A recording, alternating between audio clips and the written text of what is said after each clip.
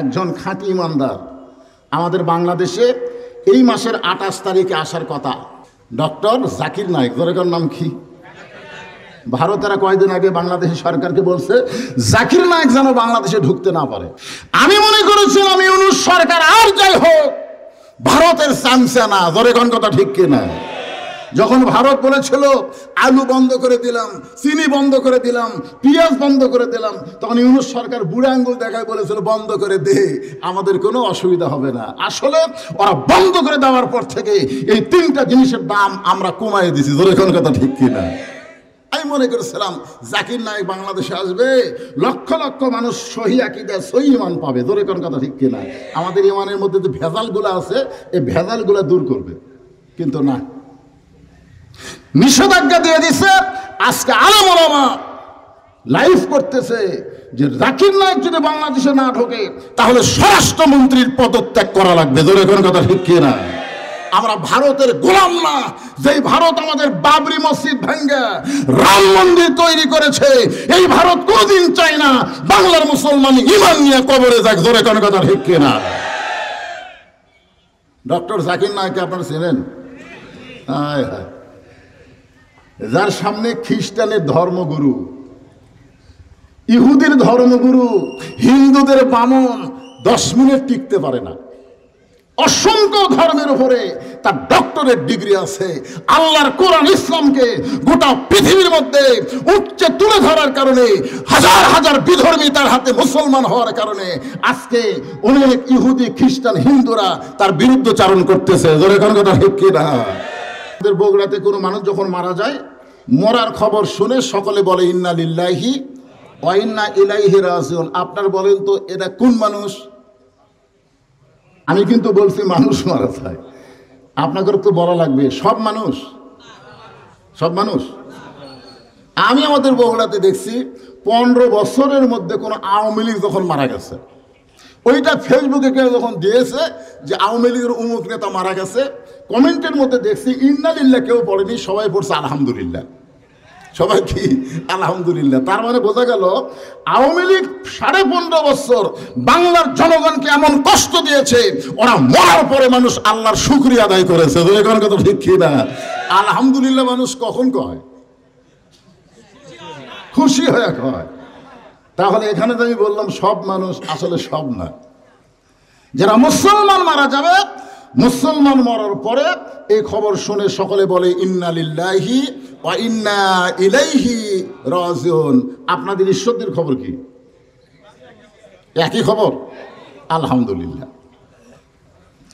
এখনো ব্যাপারটা হলো, আমি সে আয়াতকে সামনে নিয়েই এরকে জীবনের আবার প্রথম মাহফিল, এদিকে খেয়াল করে আমি আলোচনা করব।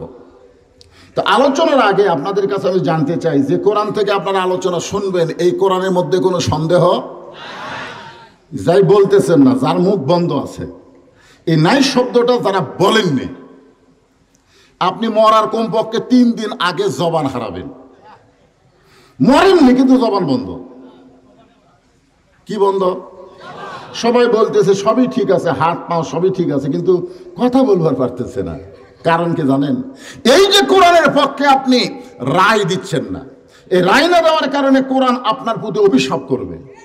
মরার আগে জবান বন্ধ হবে। রাসূল বলেছেন কোন ব্যক্তি যদি সারা জীবন পাপ করে আর মৃত্যুর সময় লা ইলাহা ইল্লাল্লাহ মুহাম্মদ রাসূলুল্লাহ এই কলমা পড়তে পড়তে যদি মারা যায়, সে যতই পাপ করুক না কেন জবানে কলেমা জারি থাকার কারণে আল্লাহ তার জীবনের সব পাপ মাফ করে দেয়। তাহলে আমাদের সব চলে যাক, কিন্তু মরার সময় আমাদের জবান জারি থাক। জোরে কোন কথা ঠিক কিনা? তাহলে জবান জারি থাকতে গেলে আমাদের কি বলা লাগবে? এই কোরআনের মধ্যে কোনো সন্দেহ এবার হয়েছে।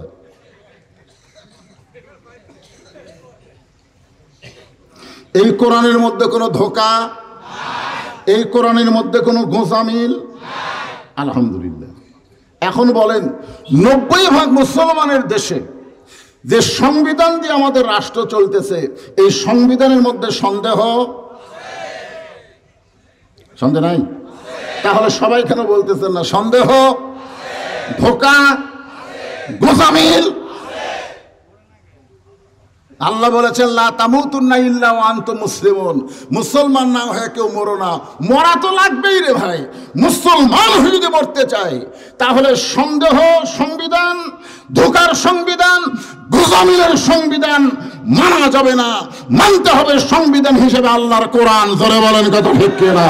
কারা কারা রাজি? দুই হাত তুলে বলে আল্লাহকে দেখা।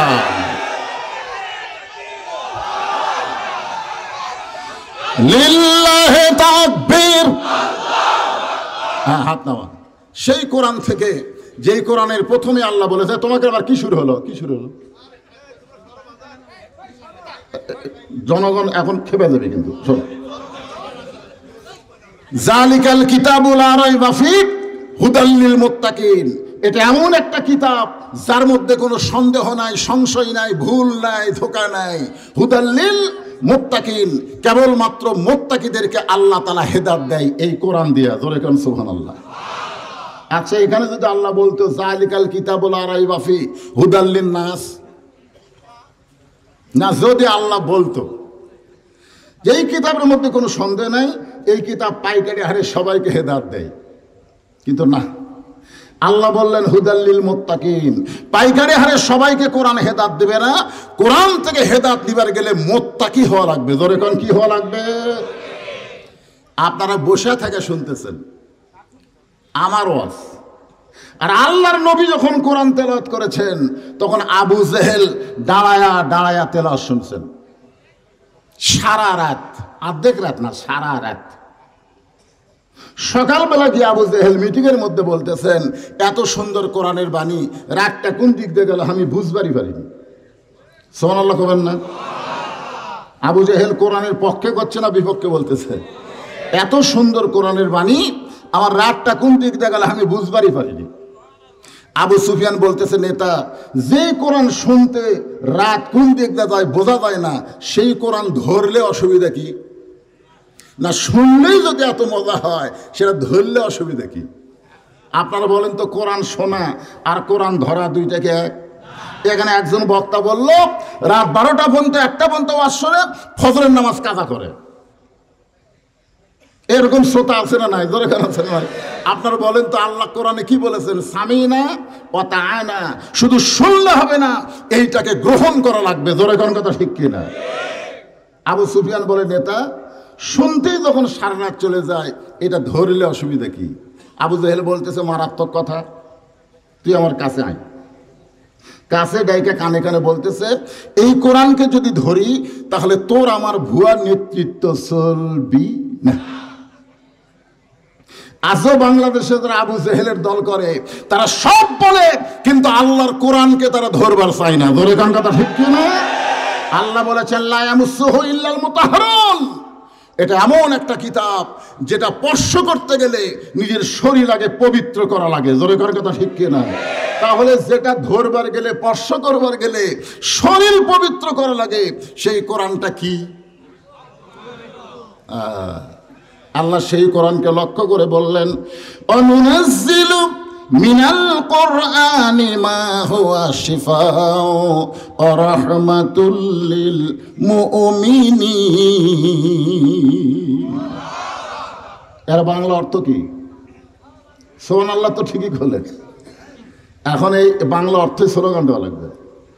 আমি যেই বলবো এ কে দাঁড়ায়, দাঁড়ায় কে?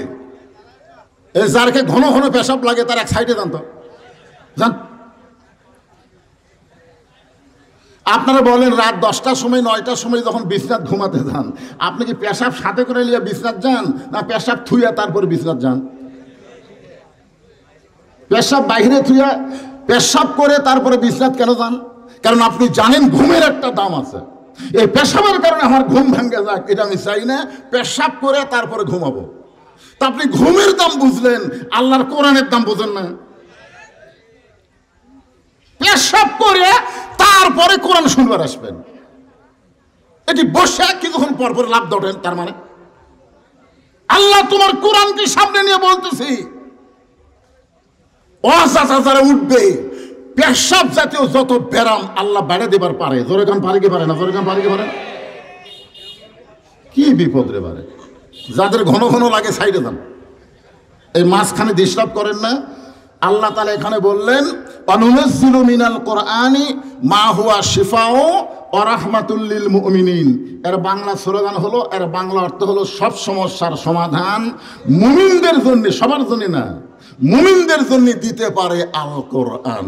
সব সমস্যার সমাধান এই স্লোগান দিতে যাদের মুখ বন্ধ থাকলো, আমি কি আমার বাপের কথা কইলাম না আল্লাহর কথা? বিশ্বাস করতেছেন না? এ কোরআনে সবকিছু আছে না নাই? আপনি কি নেবেন? কি নেবেন? আজকে ইহুদি খ্রিস্টানেরা এই কোরআনকে গবেষণা করে নানা রকমের জিনিস আবিষ্কার করতেছে, আর আমরা মুসলমানেরা মরে গেলে কোরআন খতম দাও, মরে গেলে। যেই মরে গেছে সারা জীবন কোরআনের বিরুদ্ধে চারণ করছে, কোরআনের হক কথা বলবার গেলে টুটি চাপা ধরবার চাই, উনি যখন মরছে, মরার পরে আর ছেলে মাদ্রাসার বারান্দার যে বলতে, হুজুর আমার বাবা মারা গেছে, আমার বাবাকে বেহেশতে রাখার জন্য 3 খতম কোরআন পড়ে দেন। তখন এই কথা শুনে হুজুরা খুব খুশি। আমি দেখছি এখানে গল্প করে কে রে, এই তোরকে গল্পের কি হলো রে? আশ্চর্য ধরনের কথা। যারকে ভালো লাগে না কথাবার্তা বলতেছেন, সাইডে চলে যান। মনে করেন না যে আপনাকে টেকা দিয়ে এই মাহফিল চলবি, তা না, আদায় বিহীন মাহফিল। লাস্টে ইসালে সব মানে কি? শেষে তবরক আছে নাকি? তবরক নাই, ইসালে সব মানে কি?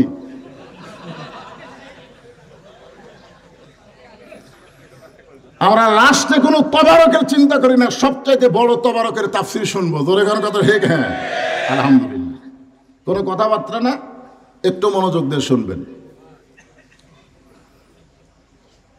তাহলে সব সমস্যার সমাধান দিতে পারে আল কোরআন, এ কথা আপনারা বিশ্বাস করেন? করেন না ভাইজান? হ্যাঁ।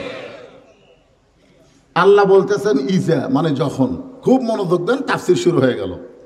আসাবাতুহুম মুসিবা, তোমাদের উপরে বিপদ আপদ মুসিবত আসবে, কলু তখন তোমরা বলবে ইন্না লিল্লাহি ওয়া ইন্না ইলাইহি রাজিউন।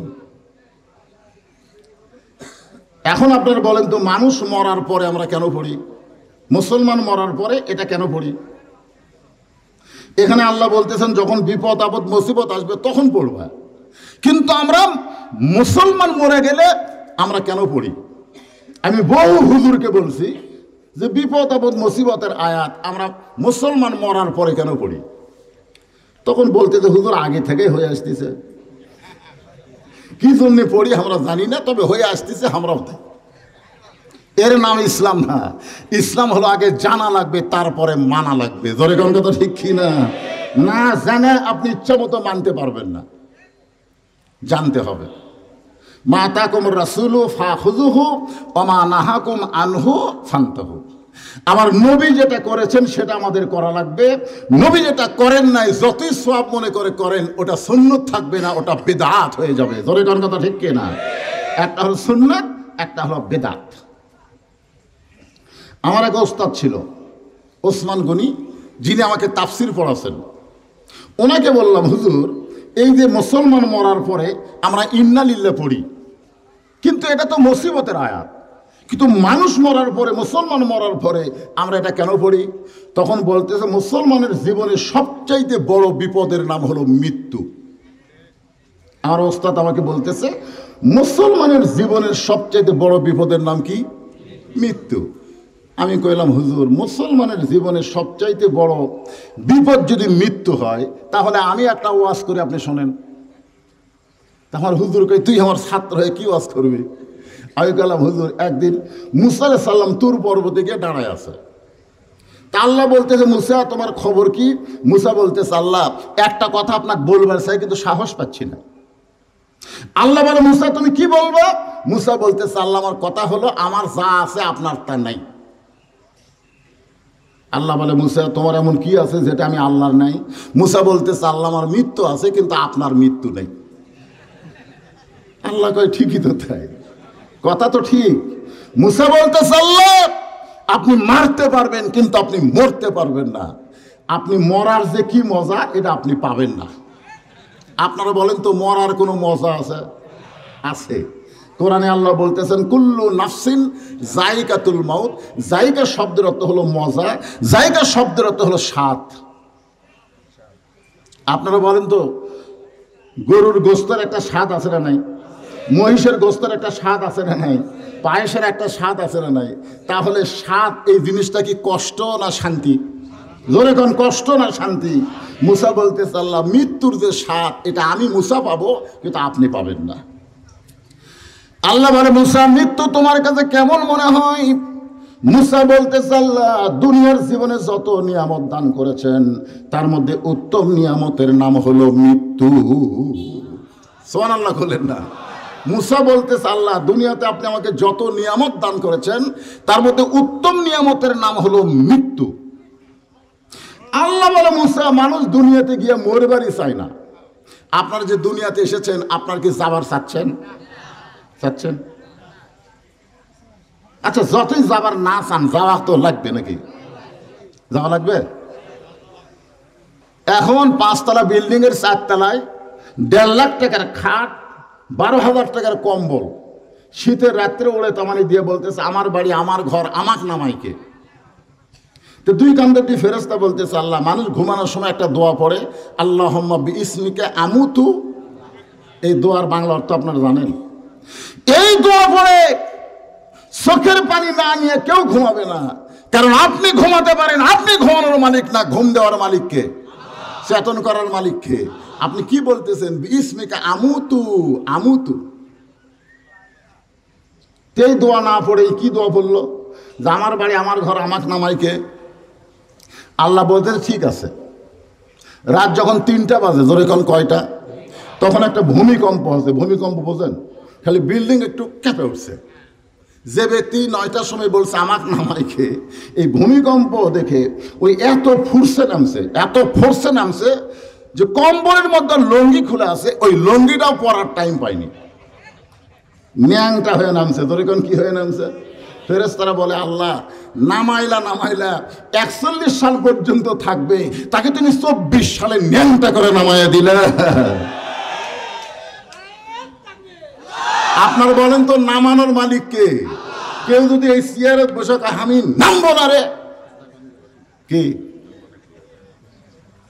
এই জন্য আল্লাহ কোরআনে বলেন তুইজ্জু মান তাশা ওয়া তুযিল্লু মান তাশা বিয়াদিকাল খায়র ইন্নাকা আলা কুল্লি শাইইন কাদির। আমরা মৃত্যুকে ভয় করি না। যারা মুসলমান তারা কেউ মৃত্যুকে ভয় করি না, আমরা মৃত্যুকে স্মরণ করি। ধরে কোন কথা ঠিক কিনা? মরা লাগবে কখন, কোন সময় জানেন? তাহলে যদি জানা থাকতো যে আমি 2030 সাল পর্যন্ত বাঁচব, এটা যদি আমার জানা থাকতো। এখন চলতেছে 2025 সাল, ধরে কোন কয় সাল? তাহলে আমার আর কয় বছর আছে? 4টা বছর 60 দুনিয়াদারি করি, মরার বছর খালি তওবা কর্ম। মানে সারা জীবন ঘুষের চাকরি করছে, চাকরি যখন রিটায়ার হয়ে গেছে তখন বলতেছে আল্লাহ আমি আর ঘুষ খাবো না, আল্লাহ আল্লাহ তুমি আমাকে মাফ করে দাও, আমি আর জীবনে ঘুষ খাবো না। ফেরেশতাকে আল্লাহ এই শয়তানে কি লিখবো? যখন ঘুষের চাকরি আসছিল তখনই কান দেনি, যে চাকরি রিটায়ার হচ্ছে আর কান দিচ্ছে। তাহলে বোঝা গেল রিটায়ার হওয়ার চাকরি হতে পারে, কিন্তু আমাদের রিটায়ার হওয়ার বয়স নাই, যে কোনো সময় আমাদের মরা লাগবে। জোরে কোন কথা ঠিক কিনা? সবসময় মৃত্যুকে স্মরণ করা কেমন? গভীর রাত্রে আল্লাহ নবী ঘুম থেকে চেতন পাইছে। চেতন পাওয়ার কারণ হলো মা খাদিজাতুল কুবরা আল্লাহ নবীর ডান হাত কানা বুকের মধ্যে নিয়ে ছোট বাচ্চার মতন কাঁদতেছে। রাসূল বলে খাদিজা দুনিয়ার সবাই ঘুম পাড়ে, আমি নবীও ঘুম পাড়ি। সুবহানাল্লাহ খান। দুনিয়ার সবাই ঘুম পাড়ে, দুনিয়ার আমি নবীও ঘুম পাড়ি। আপনারা বলেন তো একজন ঘুম পাড়ে না, তার নাম কি? লা তাখুযুহু সিনাতাও ওয়ালা নাওম। ঘুম তো দূরের কথা, তন্দ্রাও নাই। মুসা নবী বলতেছে আল্লাহ একলা একলা বসে থাকো, তোমার ঘুম ধরে না? আল্লাহ বলতেছে মুসা 1 গ্লাস পানি নিয়ে যা। মুসা 1 গ্লাস পানি নিয়ে তুর পর্বতের কাছে দাঁড়িয়ে আছে। আল্লাহ ঘুমকে বলতেছে মুসা ধর। ঘুম আসে, যেই ধরছে হাতের গ্লাস পড়ে ভেঙে গেছে। আল্লাহ বলে মুসা পানির খবর কি? মুসা বলতেছে আল্লাহ তুমি জানো না আমার ঘুম আসা? আল্লাহ কয় মুসা, এক গিলাস পানি ঘুম থাকার কারণে তুমি যত্ন করা পারলা না, আমি আল্লাহর যদি ঘুম থাকতো গোটা পৃথিবী কিভাবে থাকতো? জোরে কোন কথা ঠিক কিনা? এখান থেকে প্রমাণ হয়ে গেল সবাই ঘুমালেও আল্লাহর কি নাই? জোরে বলেন, আল্লাহর ঘুম নাই। ঠিক আছে, আচ্ছা, এই চেয়ারটা ফাঁকা না রেখে একজন এসে বসেন, সামনেকার একটা চেয়ারও ফাঁকা থাকা যাবে না। এখানে বসেন, আসে বসেন, এই সাইডে চেয়ার আছে, এখানে বসেন, সবাই বসেন। আল্লাহ রাসূল বললেন, খাদিজা আমি নবীও ঘুমাই, তুমি কেন কান্দো? খাদিজা বলতেছি, ইয়া রাসূলুল্লাহ, আপনি না ঘুমাইলে আমি কোনোদিনও ঘুমাই না। সুবহানাল্লাহ না কেন? খাদিজা বলতেছি, ইয়া রাসূলুল্লাহ, আপনি না ঘুমাইলে আমি কোনোদিন ঘুমাই না। নবী চুম করছে, আমি না ঘুমাইলে আপনি কোনোদিন ঘুমান না, কারণ কি? খাদিজা বলতেছে, হুজুর, দুনিয়াতে প্রত্যেকটা বিয়ার সময় বউ স্বামীর হাতে তুলে দেয়। আপনারা বলেন তো, আপনারা যত বিয়া দেখছেন বউ কার হাতে তুলে দেয়? কথা কন না কেন? বাপ যদি না থাকে চাচা দেয়, চাচা না থাকলে মামা দেয়, যে আজ থেকে এই মেয়ের দায়িত্ব তোমার হাতে তুলে দিলাম। খাদিজা বলতেছে, হুজুর, আমার জীবন এমন একটা জীবন যে আমার হাতে আমার হাত আপনার হাতে কেউ তুলে দেয়নি। আপনার সাথে যখন বিয়ে হলো তখন খাদিজার হাত যে আপনার হাতে তুলে দিবে এই মানুষ তখন দুনিয়াতে কেউ ছিল না, কিন্তু আপনার চাচা, নাম হলো আবু তালেব, সে এসে আপনার দুই হাত আমার হাতে তুলে দিয়ে বললেন, মা, আজ থেকে এই এতিমের দায়িত্ব তোমাকে দিয়ে দিলাম। শিশুকালে মইরা গেছে মা, গর্ভে থাকতে মরছে পিতা, নবী চোখে দেখলেন না। কে করিবে লালন পালন, কে দিবে সান্ত্বনা? এই দুনিয়ার বড় এতিম নবী ছিলেন একজনা। হুজুর, যেদিন থেকে আপনার চাচা আবু তালেব আপনার দুই হাত আমার হাতের মধ্যে তুলে দিয়েছে, সেই দিন থেকে আমি নিয়ত করেছি আপনি না ঘুমাইলে আমি কোনোদিন ঘুমাবো না। আপনি যখন ঘুমায় গেছেন আমি তখন ঘুমের দোয়া পড়তেছি। দোয়াটা হলো আল্লাহুম্মা বিইসমিকা আমুতু ওয়া আহইয়া। এই দোয়ার মধ্যে যখন আমুতু শব্দ উল্লেখ করেছি, আমুতু, একটু মনোযোগ দিয়ে শোনেন, আমাদের সকলের মৃত্যু আছে না নাই?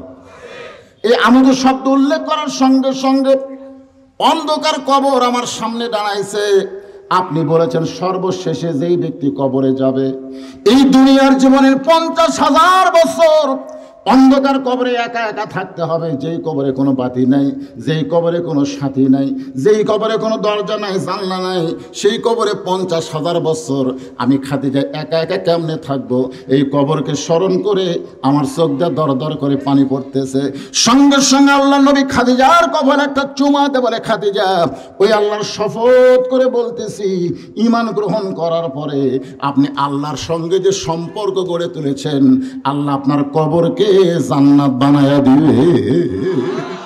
তাহলে বলেন তো, মোল্লা বাড়ির গোরস্থানে ভয় আছে কার জন্য? নাই, আল্লাহর জন্য। খেয়াল করে শুনলেন না?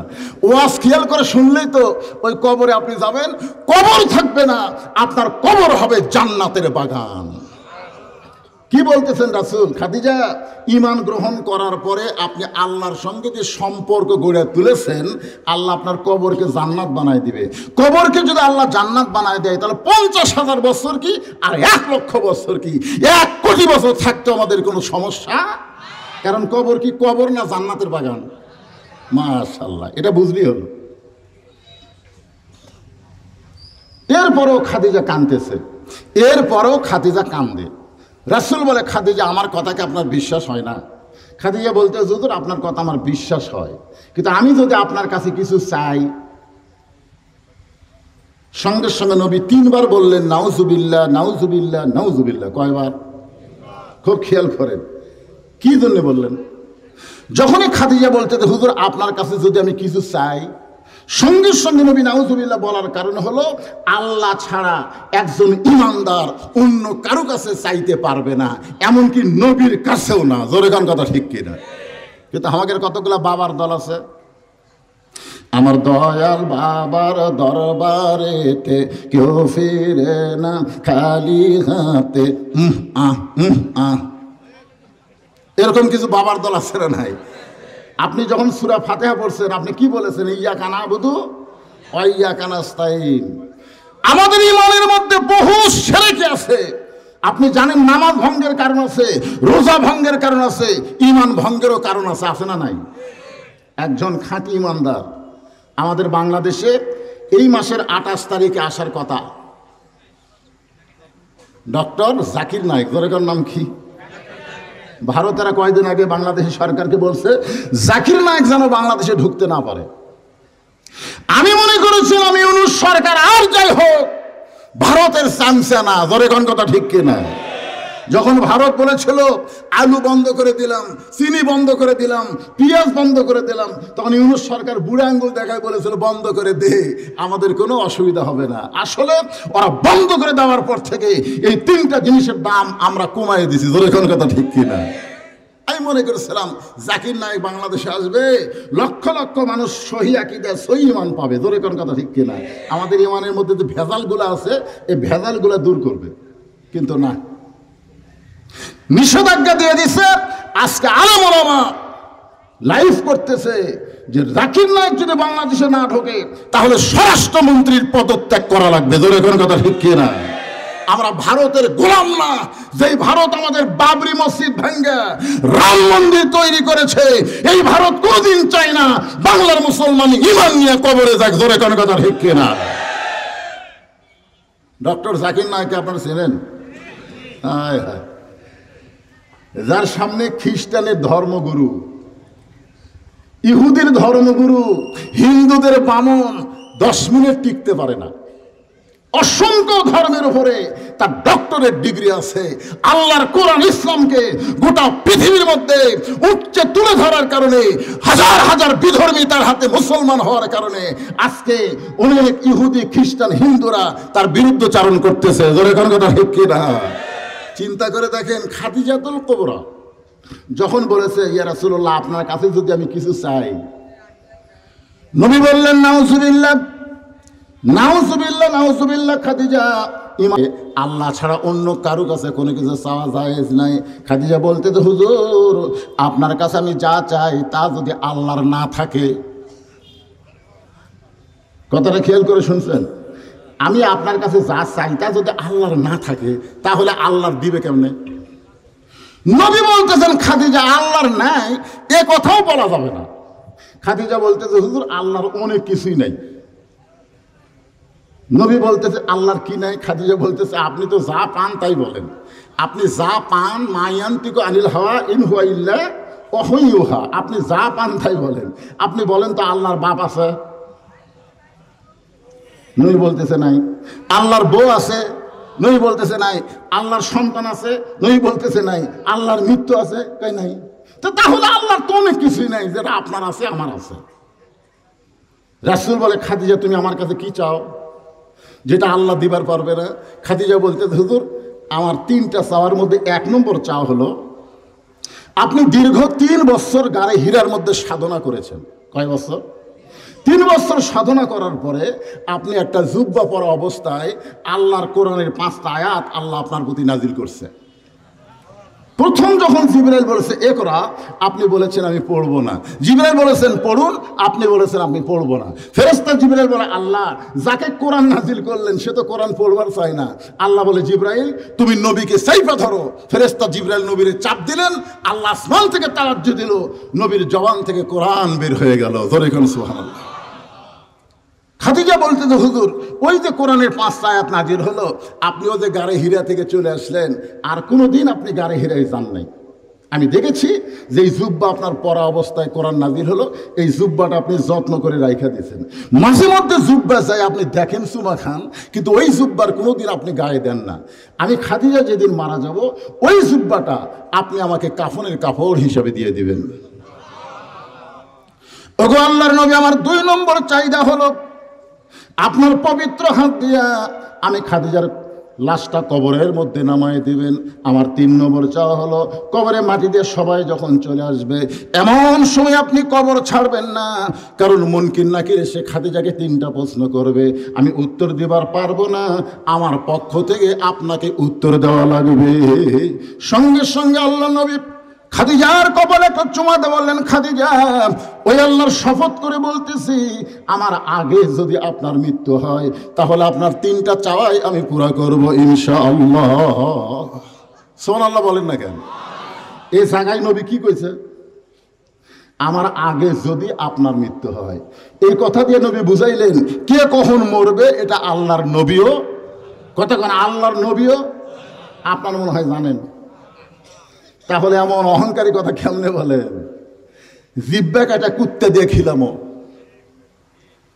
আরে মিয়া, এই কথা তুমি বলতেছো, তোমার জবানি আল্লাহ বন্ধ করে দিবার পারে। জোরে কোন কথা ঠিক কিনা? তুমি আর কি হইছ? তোমার চাইতে বড় বড় যারা ছিল তারা আজকে কি অবস্থায় দুনিয়া থেকে বিদায় নিল, এগুলো আমাদের দেখার, শিক্ষা নেওয়ার দরকার আছে না নাই? জোরে কোন আছে না নাই? খুব খেয়াল করবেন। আমরা দেখেছি টেজে উঠবার পারতো না, 2-3 জন টানে ধরে তুলতো আর 2-3 জন ঠেলে তুলতো। দেখেন না আপনারা, উপর থেকে 2-3 জন হাত ধরে তুলতো আর 2-3 জন পিছনে ঠেলা দিয়ে তুলতো। টেজে আসা মাইক পায়ে বলতো, খেলা হবে, খেলা হবে। রে পাগলা, খেলবার গেলে মাজার বল থাকা লাগবে। ধরে কোন কথা ঠিক কি না? এই অহংকারী কথা বইলা আজকে না খেলে তুমি কোথায় পালাইছ? কোন জায়গাতে আছো? চিন্তা করে দেখেন, অহংকারী কোনো কথা মানুষের জবান দিয়ে বের হবে না, কারণ যে কোনো সময় তার মৃত্যু হবে। রাসূল জানে না, আমরাও জানি না। জোরে কোন কথা ঠিক কিনা? রাসূল বললেন, খাদিজা, আমার আগে যদি আপনার মৃত্যু হয়, যদি শব্দ উল্লেখ করছেন, তাহলে আপনার 3টা চাওয়াই আমি পুরা করবো ইনশাআল্লাহ। মা খাদিজা দুনিয়া থেকে বিদায় নিলেন। মা খাদিজা দুনিয়া থেকে বিদায় নেওয়ার পরে নবী তাকায় দেখে নবীর 4টা মেয়ে কাঁদতেছে। মা খাদিজার পেট থেকে নবীর মাধ্যমে আল্লাহ নবীকে 4টা মেয়ে দিয়েছে। ধরে কোন কয়টা? খুব খেয়াল করবেন, সন্তান কিন্তু 4টা না। আল্লাহ রাসূলকে আল্লাহ 8টা সন্তান দিয়েছিল। কয়টা? শুধু খাদিজার পেট থেকে হয়েছে 7টা, 3টা ছেলে 4টা মেয়ে, তাহলে কয়টা হলো? আর অন্য এক বইয়ের পেট থেকে একটা হয়েছে, তার নাম হলো মারিয়া কিপ্তিয়া। এই মারিয়া কিপ্তিয়ার পেট থেকে যে সন্তান হয়েছে তার নাম হলো ইব্রাহিম। যেরকম তার নাম কি? আর খাদিজার পেট থেকে 3টা ছেলে হয়েছে, একটার নাম হলো তৈয়ব, একটার নাম হলো তাহের, আর একটার নাম হলো কাসেম। কয়টা করলাম? 3টে। আগে একটা ছেলে আর পরে 3টে, তার কয় ছেলে? 4 ছেলে। মেয়ে হয়েছে 4টা। সে 4টা মেয়ে আবার অন্য বইয়ের পেট থেকে হয়নি, শুধু খাদিজার পেট থেকে হয়েছে। একটা মেয়ের নাম হলো জয়নাব। নবীর মেয়ে জয়নাব, আপনার কোনদিন নাম শুনছেন? আজকাল বক্তারা তো জয়নাব, কুলসুমা, রোকেয়া নিয়ে কোনো ওয়াজ করে না, খালি ফাতেমার ওয়াজ। জোরে কোন কথা ঠিক কিনা? আসলে নবীর যে আরো 3টা মেয়ে আছে, এগুলো মেয়ের নামই জানে না। আজকে আপনার নামটা অন্তত শোনেন। নবীর সবচেয়ে বড় মেয়ের নাম হলো জয়নাব। জোরে বলেন নাম কি? তারপরে দ্বিতীয় মেয়ের নাম হলো রোকেয়া। জোরে বলেন নাম কি? তৃতীয় মেয়ের নাম হলো কুলসুমা। তৃতীয় মেয়ের নাম কি? সবচাইতে ছোট নবীর কলিজার টুকরা আদরের মেয়ের নাম হলো ফাতেমা। খাদিজা বিদায় নেওয়ার পরে নবী তাকায় দেখে 4টা মেয়ে কাঁদতেছে, কিন্তু 3টা মেয়ের কান্নার সাইজ ভিন্ন। হাউ করে কাঁদতেছে, শব্দ করে কাঁদতেছে, কিন্তু একটা মেয়ের দিকে নবী তাকায় দেখে কাঁদতেছে, কিন্তু কান্নার কোনো শব্দ নাই। সে মেয়েটার নাম হলো ফাতেমা। দরেকার নাম কি? ফাতেমা। রাসূল ডাকলেন, ফাতেমা। ফাতেমা নবীর ঘরের মধ্যে গেলেন। আল্লাহ রাসূল বলেন, ফাতেমা, তোমার মা দুনিয়া থেকে বিদায় নেওয়ার আগে 2টা ওসিয়ত করেছে। ফাতেমা বললেন, বাবা কি ওসিয়ত? বলে, তোমার মা আমাকে বলে গেছে আমি মরে যাওয়ার পরে ফাতেমা একাই যেন আমাকে গোসল করে দেয়, অন্য কেউ যেন ফাতেমার সাথে গোসল করার সময় না থাকে। তোমার মা 2 নম্বর ওসিয়ত করেছে, আমার মেয়ে ফাতেমা যেন আমাকে একাই কাফনের কাপড় পরায় দেয়, অন্য কেউ যেন তার সঙ্গে না থাকে। ফাতেমা বলে, বাবা, আমার আরো 3টা বোন আছে, তাদেরকে বাদ দিয়ে যদি আমি একা গোসল করায় দিই, আমার আরো 3টা বোন আছে, তাদেরকে বাদ দিয়ে যদি আমি একা কাফনের কাপড় পরায় দিই, তাহলে তারা কষ্ট পাবে। রাসূল বলে, ফাতেমা, ওসিয়ত পালন করা হলো ওয়াজিব। ওসিয়ত পালন করা কি? তাহলে মরার আগে আপনি ওসিয়ত করতে পারবেন। কি ওসিয়ত করবেন? যে মোল্লাবাড়ির গোরস্থানে কোনো বেনামাজি যেন আমার কবর না খোঁড়ে। এরকম ওসিয়ত করার দরকার আছে না? কতক্ষণ আছে না নাই? আপনারা বলেন তো, বেনামাজি ওই কোন জাত? এই বেনামাজি কোন জাত? হিন্দু হিন্দুরা মন্দিরে যায়, ইহুদি পেগারায় যায়, খ্রিস্টান গির্জায় যায়, আর মসজিদে যে যায় না ওই যতই মুসলমান দাবি করুক ও মুসলমান থাকতে পারে না। ধরে কোন কথা ঠিক কি না? বাইনাল আবদি ওয়াল কুফরি তরকুস সালাত, বান্দার কাফেরের মধ্যে পৃথক করার জিনিসটার নামই হলো নামাজ। যে ব্যক্তি নামাজ পড়ে সে আল্লাহর বান্দা, যে নামাজ পড়ে না সে হলো কাফের। তাহলে বেনামাজি একজন দুইজন কোন কেন? এই হাদিসের সাথে একমত না দিব? আমি যেই বলবো বেনামাজি আপনার বলবেন কাফের, বেনামাজি বেনামাজি। তাহলে আপনারা কি এরকম ওসিয়ত করতে পারবেন যে মোল্লাবাড়ির গোরস্থানে আমরা মুসলমান মারা যাব, কোনো বেনামাজেরও কবর না খোঁড়ে? আমার এলাকায় কেউ মরলে ওরাই 5 জন, ওরাই 5 জন, গোটা পাড়ার লোকের কবর খোঁড়ার চুক্তি লিছে ওরা 5 জন। যে মরে গেছে তার ছেলের কাছে গিয়ে বলতেছে তোমার বাবা মরে গেছে, আমরা কবর খুঁড়তে যাচ্ছি, আমাদেরকে 5 প্যাকেট সিগারেট দাও। তখন বিপদ, কি করবে? তখন 5 প্যাকেট সিগারেট দেয়। ওরা ওখান থেকে সিগারেট টানতে টানতে গোরস্থানে যায়। যে ব্যক্তি কবর খুঁড়তেছে ওর মুখত একটা সিগারেট, যাই কবর সমান করতেছে ওর মুখত একটা, যাই কবর থেকে মাটি তুলতেছে ওই টান মারতেছে একটা, যাই দিয়ে ডিরেকশন দিচ্ছে ও একটা টানতেছে। এখন 5 জনের মুখে 5টা সিগারেটের ধোঁয়া যদি ওড়ে, আপনার বলেন তো এই গোরস্থানের মধ্যে ফেরেশতা থাকবে? ফেরেশতার সবচাইতে অপছন্দনীয় হলো দুর্গন্ধ। সিগারেটের দুর্গন্ধে সমস্ত ফেরেশতা গোরস্থান বাদ দিয়ে রাস্তাত ঘুরতেছে। আল্লাহ বলে কেন ফেরেশতা গোরস্থান বাদ দিয়ে রাস্তাত কেন? বলে আল্লাহ যে বিড়ি খাওয়া খাচ্ছে, যে ধোঁয়া উড়াচ্ছে, আমরা তো আর থাকতে পারতেছি না। আপনার বলেন তো যেই ব্যক্তি বিড়ি খায়, সিগারেট খায়, তার কাপড়ের দুর্গন্ধ আছে না নাই? যে ঘরত থাকে ওই ঘরের দুর্গন্ধ আছে না নাই? যে বালিশে ঘুমায় ওই বালিশের দুর্গন্ধ আছে না নাই? এখন 5 প্যাকেট সিগারেট 5 জন ব্যক্তি কবর খুঁড়তে খুঁড়তে শেষ করছে। ওই সিগারেটের ধোঁয়া ওই কাঁচা মাটি, গোরস্থানের কাঁচা মাটির সাথে একত্র হয়ে ওই মাটিগুলো দুর্গন্ধ হয়ে গেছে। কবরে মাটি দিয়ে সবাই যখন চলে গেছে, মুনকির নাকির এসে ওর মাথার চুল ধরে একটু উঠ। তখন ব্যক্তি বলতেছে ভাই আপনারা কারা? বলে মুনকির নাকির। তো মুনকির নাকির হলে আমাকে 3টা প্রশ্ন করবেন, প্রশ্ন বাদ দিয়ে আমার মাথার চুল ধরে তুললেন কেন? মুনকির নাকির বলে এই শয়তান তোর কবর খুললো কে? আগে সেটা কর। কবরের মধ্যে বিড়ি গন্ধায়? প্রশ্ন করার আগে তোর কাছে জানতে চাই তোর কবর খুললো কে? দুনিয়ার একটা বাড়ি বানাতে ভালো মিস্ত্রি খোঁজ করিস যে 3 তলা বাড়ি বানাবো, ভালো একটা মিস্ত্রি লাগবে। তো যেই কবরে 50,000 বছর থাকবি সেই কবর খোঁড়ার জন্য ভালো মিস্ত্রির দরকার আছে না নাই? দরকার আছে না নাই? এই জন্য আপনি ওসিয়ত করে যাবেন যে আমি মরে যাওয়ার পরে কোনো বেনামাজি যেন আমার কবর না খোঁড়ে। দরকার হলে 5 জন নামাজি ব্যক্তিকে আপনি 25,000 টাকা আগেই হাদিয়া দিবেন যে ভাই আমি মরে গেলে তোমরা 5 জন আমার কবর খুঁড়বা, এই ধরো 25,000 টাকা। আপনার বলতেছেন হুজুর কবর খোঁড়ার আবার টাকা দেওয়া লাগবে, যেই বাড়িতে আপনার থাকার গ্যারান্টি নাই সেই বাড়ি যদি টাকা দিয়ে বানান তাহলে যেই কবরে 50,000 বছর থাকবেন সে কবর বানানোর জন্য টাকার দরকার আছে না নাই?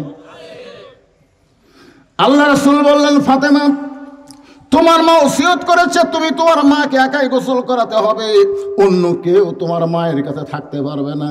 তোমার মা ওসিয়ত করেছে তুমি তোমার মাকে একাই কাফনের কাপড় পরাবা। ফাতেমা বলতেছে বাবা আমার মা অন্য 3টা বোনের ব্যাপারে ওসিয়ত না করে আমার ব্যাপারে ওসিয়ত করার কারণ কি? অবশ্যই কারণ আছে, কারণ নাই? আল্লাহ রাসূল বললেন ফাতেমা একদিন গভীর রাত্রে তোমার মা আমার হাত ধরে ঘুমাইতেছিল, হঠাৎ ঘুম থেকে চেতন পাই দেখি তোমার মা কাঁদতেছে। আমি বললাম খাদিজা আপনি কাঁদেন কেন? খাদিজা বলতেছে হুজুর দেখতে দেখতে আমার 63 বছর হয়ে গেছে। কয় বছর? 63 বছর হয়ে গেছে, যে কোনো সময় আমার মৃত্যু হবে।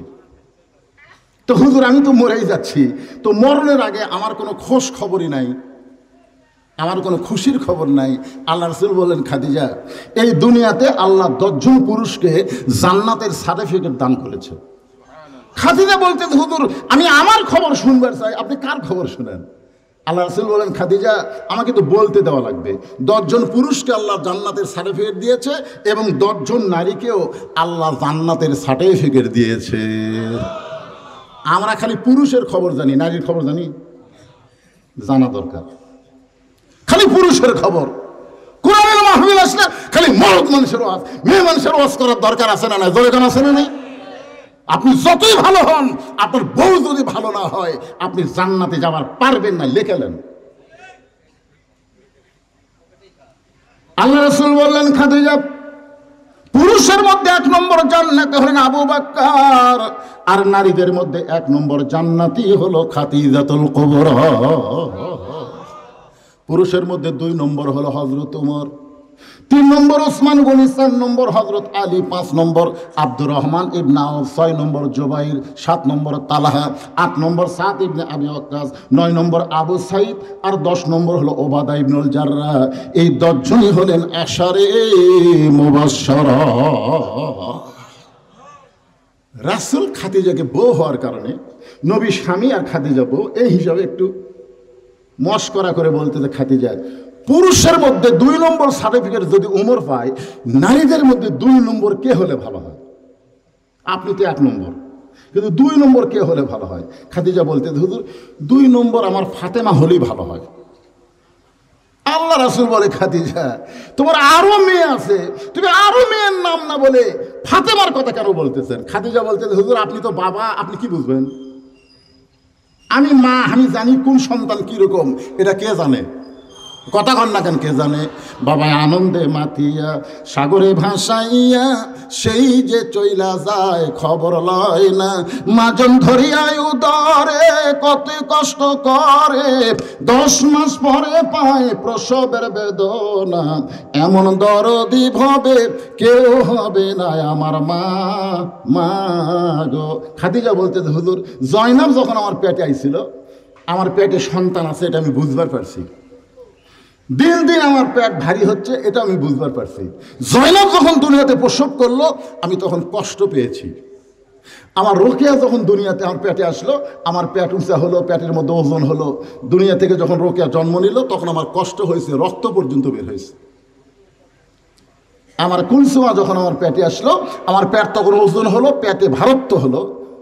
প্রসবের সময় আমি কষ্ট পাইছি, কিন্তু আল্লাহ শপথ করে বলতেছি, ফাতেমা যখন আমার পেটে আইছে আমার পেট বড় হয়েছে, কিন্তু পেটের কোনো ওজন হয়নি।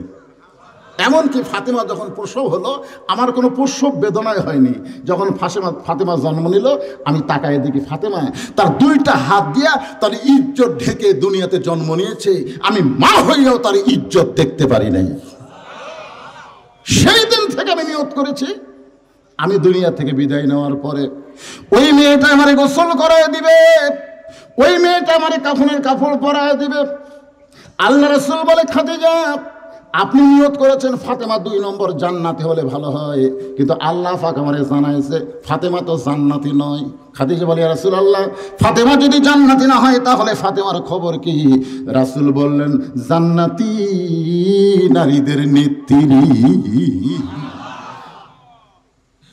এখন বলেন, যে মেয়েটা জান্নাতি নারীদের নেত্রী, সেই মেয়েটা যদি গোসল করে দেয়, সেই মেয়েটা যদি কাফনের কাপড় পরায় দেয়, রাসূল বললেন, ফাতেমা তুমি তোমার মাকে গোসল করায় দাও, কারণ তোমার মা দুনিয়া থেকে অনেক আগেই বিদায় হয়ে গেছে, এখন তোমার মারে তুমি গোসল করায় দাও। ফাতেমা একা একা নিজের মা খাদিজাতুল কুবরাকে গোসল করায় দিলেন। গোসল করানোর পরে সে বললেন, বাবা আমার মা গোসল হয়ে গেছে, এখন কি করা লাগবে? রাসূল বললেন, তোমার মাকে একা একা কাফনের কাপড় পরাতে হবে। এই কথা বলে রাসূল আমার আস্তে করে ঘরের মধ্যে ঢুইকা ওই জুব্বাখানা বের করে ফাতেমার হাতে তুলে দিচ্ছেন, ফাতেমা এই জুব্বাটা তোমার মাকে কাফনের কাফন পরায় দাও। সঙ্গে সঙ্গে ফাতেমা ছোট বাচ্চার মতো কান্না শুরু করছে। রাসূল বলে, ফাতেমা কান্দো কেন? বলে, কান্দার কারণ হলো আমার মায়ের কাছে আমি অনেক কিছুই শুনেছি। আল্লাহ রাসূল বলে, কি শুনছো? বলে, একদিন আমার মা গল্পে গল্পে আমাকে বলতে যে, ফাতেমা তোমার বাবার সঙ্গে যখন আমার বিয়ে হচ্ছে তুমি কি জানো? তো ফাতেমা বলতেছে, মা আপনার যখন আমার বাবার সাথে বিয়ে হয়েছে তখন আমি কোথায় ছিলাম? খাদিজা বলতেছে, তোমার তো জন্মই হয়নি। তো জন্ম না হলে আমি জানবো কেমনে? ফাতেমা চিন্তায় পড়ে গেছে যে বাবার বিয়ের মধ্যে এমন কিছু ঘটনা আছে যা অত্যন্ত সুন্দর ঘটনা, ধরে কোন ঠিক কিনা? ফাতেমা দৌড়ে গিয়ে মার হাত ধরে বলতেছে, মা আমার বাবার সঙ্গে আপনার যখন বিয়ে হয়েছে তখন কি? বলে, তোমার বাবা তখন আমার বাড়িতে রাখালির চাকরি করত। যে বলছে রাখাল, সঙ্গে সঙ্গে ফাতেমা বলে, মা যে কথা মুখে একবার কইছো এ কথা দ্বিতীয়বার কইও না, কারণ প্রত্যেকটা মেয়েরা বাবাকে সবচাইতে বেশি ভালোবাসে। ধরে এখন কথা ঠিক কিনা? আপনারা বলেন তো, মেয়ে বেশি বাবাকে ভালোবাসে না ছেলে? তা আমার তো কোনো ছেলে নাই, আমি মনে করতাম ছেলেই মনে হয় বাপকে বেশি ভালোবাসে। আমার 3টা মেয়ে যখন কিছু আমার কাছে লাগবে, ওরা 3জন ঘরের মধ্যে ঢুকে কেউ আমার লোক টানে, কেউ আমার এই ভুরু টানে। আমি বললাম, মা এই খেদমত করার মানে তোমাদের কিছু লাগবে, সেটা যদি আপনি বোঝেন। তখন 3 মেয়ের হাতে আমি 300 টাকা দিই। ওরা ঘরের মধ্যে বের হয় না, ওখানেই থাকে। আমি বললাম, মা তোমাকে আরও লাগবে, সেটা আপনার বিবেচনা। তখন আরও 100 করে টাকা দিয়ে বলি, মা কি খবর, আর লাগবে? যদি দেন। তখন আবার 100 করে 3জন 900 টাকা দিছি। ওরা হাসতে হাসতে ঘর থেকে বের হয়ে গেল। আমি চিন্তা করলাম, মেয়েরা এইভাবে টাকা চাই, আমার তো ছেলে নেই। তো আমার বড় ভাইয়ের ছেলে মেয়ে দুটাই আছে। একদিন আমার বড় ভাইকে বললাম, ভাই আমার তো আল্লাহ ছেলে দেয়নি, তোমার কাছ থেকে ছেলে যখন টাকা চাই কিভাবে চাই? তখন আমার ভাই বলতেছে, লাগবে শালার 100, চাই 1000। লাগবে কত, চাই কত? বেটা কয়নি, শালা কছে। আমি সেই দিন বললাম, আল্লাহ ছেলে না হয়ে আমি ঠকি নাই। আল্লাহ রাসূল বলেছেন, 3টা মেয়ের বাবা আমি নবীর সঙ্গে জান্নাতে। সুবহানাল্লাহ। যদি মেয়েদেরকে পর্দার মধ্যে রাইখা সুন্দর পাত্রের মধ্যে সুপর্দ করা যায়, একটু মনোযোগ দিয়ে শোনেন। আল্লাহর নবীকে ফাতেমা বলতেছে, বাবা আমার মা যখন বলল তোমার বাবা আমার বাড়িতে রাখালি করত, আমি রাগ করলাম। কিন্তু মা বলে, ফাতেমা যদি এইভাবে রাগ করিস তাহলে ঘটনা কেমনি শুনবি? আমি তখন মার হাত ধরে বললাম, মা তারপরে খবর কি? আমার মা বলতেছে, দুপুর বেলায় আমি ঘরের মধ্যে আরাম করতেছি, এমন সময় দেখি রাখালগুলো সব ঘরের মধ্যে ঘুম পাড়তেছে, সবাই ঘরের মধ্যে আরাম করতেছে। আমি চিন্তায় পড়ে গেলাম, হাজার হাজার উর্দুম্বা চড়ানো বাদ দিয়া রাখালগুলো দুপুর বেলায় ঘরের মধ্যে আরাম করে, খবর কি? রাখালের সর্দারকে খাদিজা ডাক দিলেন, ডাক দিয়ে বললেন, রাখালের সর্দার আমার হাজার হাজার উর্দুম্বা বাদ দিয়া দুপুরবেলা ঘরের মধ্যে আরাম করো, তোমাদের অন্তরে কি কোনো ভয় ডর হয় না? রাখালের সর্দার বলে, মালকিন আপনি জানেন না, আমরা ভাগ্য গুণে এমন একটা রাখাল পাইছি যে রাখাল চাকরিতে জয়েন করার পর আপনার উট দুম্বাগুলো সব ভদ্র হয়ে গেছে। ওই রাখাল যদি বলে উটদুম্বা খাও, উটদুম্বাগুলো খায়। রাখাল যদি বলে চলো উটদুম্বা, সঙ্গে সঙ্গে উটের লাইনে উঠ, দুম্বার লাইনে দুম্বা, রাস্তা নেই। আমাদের কোনো কাজই করা লাগে না, এক রাখাল আপনার হাজার হাজার উটদুম্বাকে সাইজ করে দিছে। সুবহানাল্লাহ। খাদিজা বলতেছে, রাখালের সর্দার এই গাঁজাখুরি গল্প করো, মানুষ রাখালের বাধ্য কোনোদিন জন্তু জানোয়ার হবার পারে না। রাখালের সর্দার বলে, আমার কথা যদি আপনার বিশ্বাস না হয় তাহলে আপনি তদন্ত করতে পারেন। খাদিজা বললেন, ফাতেমা রাখালের সর্দার যখন বলল আমার কথা বিশ্বাস না হলে আপনি তদন্ত করতে পারেন, আমি তখন তদন্তের নামে রাখালকে দেখতে গেছি, যিনি তোমার বাবা। তাকে দেখতে গিয়ে দেখি রোদে পাহাড় পড়া গন্ধ পাওয়া যায়, রোদের তাপে বালু পড়া গন্ধ পাওয়া যায়, কিন্তু রাখালের মাথায় কে যেন একটা ছাতা ধরে আছে, রাখালের গায়ে কোনো রোদ না। আমি আশ্চর্য হয়ে একটু কাছে গিয়ে তাকায় দেখি এক খণ্ড মেঘ তোমার বাবার মাথার উপর ছায়া দিয়েছে। তোমার বাবা যেই দিকে যায় মেঘটাও সেই দিকে যায়, তোমার বাবা যখন বসে তখন মেঘটা নিচের দিকে চলে আসে। আমি তোমার বাবাকে দেখার জন্য একটু সামনে গিয়ে পাহাড়ের ফাঁক দিয়ে তাকায় দেখি তোমার বাবার চেহারা এত সুন্দর, 400 গ্রহ তারা তারি নূরের ইশারা, নইলে যে অন্ধকারে ডুবিত এই ধরনী। সবাই বলেন, নবী মোর পরশমণি, নবী মোর সোনার খনি, নবী নাম ভাবে যেজন সেই তো দোজাহানের ধনী। মানুষ এত সুন্দর। আমি এক দৌড়ে বাড়িতে আসলাম। ফাতেমা বলতেছে, মা বাড়িতে আসলেন কেন? খাদিজা বলতেছে, বাড়িতে আসার পরে আমি দরজা বন্ধ করে দিলাম। আমি এটা কি দেখলাম, কত নেতারা ধনীরা আমাকে বিয়ের প্রস্তাব দিয়েছে, আমি আর জীবনেও বিয়ে করব না, এরকম ওয়াদায় আবদ্ধ হয়ে গেছে। কিন্তু তোমার বাবাকে রাখালকে দেখার পরে আমার ভিতরে বিয়ের ভাব জাগা উঠলো। আমার দাসী এসে বলল, মালকিন রাখালকে তদন্ত করতে গেলেন, খবর কি? আমি তখন বললাম, তদন্ত রিপোর্ট হলো রাখালের চাকরি ক্যান্সেল করে দিলাম। দাসী না বুঝে চাচা আবু তালেবের কাছে গিয়ে বলতেছে, ভাস্তা কিভাবে লালন পালন করেছেন, আজকে মালকিন খাদিজা রাখালের চাকরি নট করে দিয়েছে। আবু তালেব দৌড়ে এসে বলে, মা আমার এতিম ভাতিজা এমন কি অপরাধ করলো জবরদের কারণে তুমি রাখালের চাকরি ক্যান্সেল করে দিলা? খাদিজা বলতেছে, চাকরি ক্যান্সেল করার অর্থ হলো আপনার ভাতিজাকে আমি স্বামী হিসাবে গ্রহণ করতে চাই। আমি শুনেছি বাবা, আমার মা ছিল তখন মক্কার সবচাইতে ধনবতী রমণী। আমার মা মক্কার সবচাইতে ধনবতী রমণী হওয়ার পরেও আজকে সেই মা মারা গেছে, মক্কার দোকানে কি নতুন কোনো কাপড় নাই? নতুন কোনো কাপড় না দিয়ে এই পুরাতন জুব্বা আমার মাকে কাফনের কাপড় হিসাবে দিচ্ছেন। বাবা, মক্কার দোকানে কি নতুন কোনো কাপড় নাই? রাসূল বলতেছেন, ফাতেমা অনেক দোকানে নতুন কাপড় আছে, কিন্তু এই জুব্বা দেওয়ার কারণ হলো এই জুব্বা আমি দিচ্ছি না মা, এই জুব্বাটা তোমার মা আমার কাছে চেয়েছে। ফাতেমা বলতেছে, বাবা এই জুব্বার মধ্যে এমন কি আছে যার কারণে আমার মা এই জুব্বা চাইছে? আল্লাহ রাসূল বলে, ফাতেমা এই জুব্বা সাধারণ কোনো জুব্বা নয়, এই জুব্বার সঙ্গে আল্লাহর কোরআনের সম্পর্ক আছে। জোরে কোন সুবহানাল্লাহ। আপনারা বলেন তো, কোরআনের সম্পর্ক যার সাথে থাকে তার দাম বাড়ে না কমে? আজকে বাংলাদেশের মুসলমান আপনারা কার সাথে সম্পর্ক করবেন? যদি আমরা এই কথা বলি সব জায়গা হলো শেষ, আগামীতে দেখবো এই বাংলাদেশ আল্লাহর কোরআনের দেশ। জোরে বলেন কথা ঠিক কিনা? তখন অনেকেই বলে, হুজুর কি একই গাছের কাঠ দিয়ে তিনটা জিনিস বানাচ্ছে?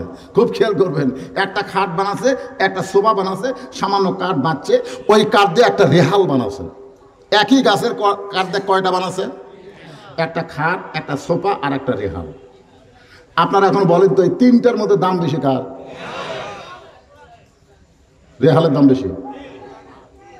যদি আপনাকে বলা হয় খাটটা, রেহালটা নিয়ে খাটটা দেন, তাহলে এটা আপনার মুখে মুখে বলতেছেন। আপনারা বলেন তো খাটের দাম বেশি না রেহালের দাম বেশি? আবার কয় সোফার দাম বেশি না রেহালের দাম বেশি?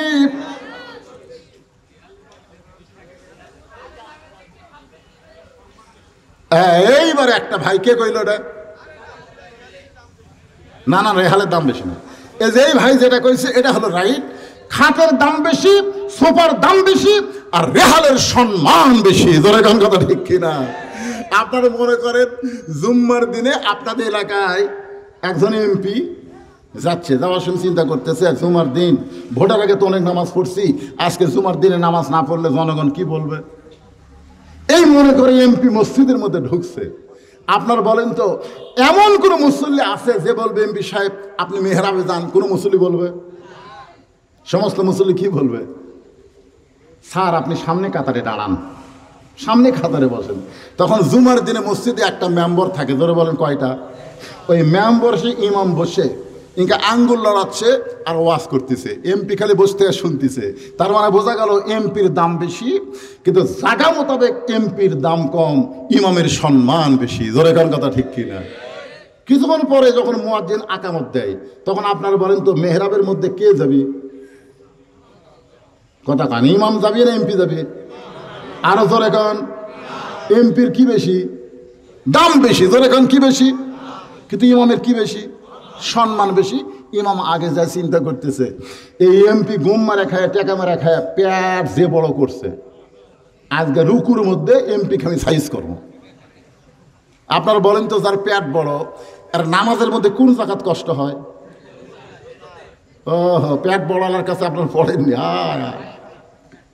রুকুর যখন গেছে ইমাম মনে মনে বলতেছে এতদিন তো সংক্ষেপ করছে সনবেল আজিম সনবেল আজিম সনবেল আজিম, কিন্তু আজকে টাইনে টেনে কমো সুবহান রাব্বিয়াল আযীম কই ইমাম সাহেব দম খায়। এমপি খালি কতক্ষণ পড়ে থাকবে পেট মোটা, তাহলে পিঠ কসলার মনে মনে কয় আল্লাহ কয় যতই মাজা কসলা ইমাম সাহেব রুকু থেকে মাথা না তোলা পর্যন্ত তোর এমপির কোনো ক্ষমতা নাই মাথা তুলবি। তোর এখন কথা ঠিক কিনা? মাথা তুলবি, নামাজ বাতিল। এমপির সম্পর্ক হলো সংসদের সাথে, আর ইমামের সম্পর্ক হলো আল্লাহর কোরআনের সাথে। ধরে কোন কথা ঠিক কিনা?